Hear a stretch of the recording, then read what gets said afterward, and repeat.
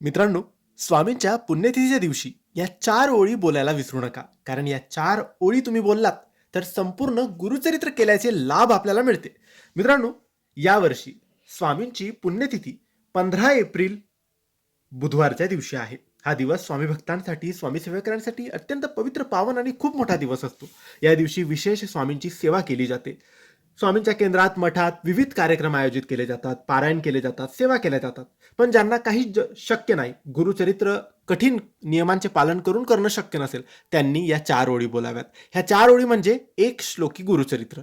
एक श्लोकी गुरुचरित्रामध्ये संपूर्ण गुरुचरित्राचे वर्णन असते. म्हणून या 4 ओळी तुम्ही 11 वेळेस, 21 वेळेस किंवा 51 वेळेस किंवा मग 108 वेळेस बोलू शकतात. ह्या 4 ओळी म्हणजे: दत्ताचा अवतार झाला कलियुगी श्रीपाद पिठापुरी, त्यामागे दुसरा नृसिंह सरस्वती, करंज ग्रामांततरी, तीर्थे हिंडत पातला भिलूवाडीची संगमा, तेथुनी मठ गाणगापुरी, वसेवारी दिनांचे श्रमा.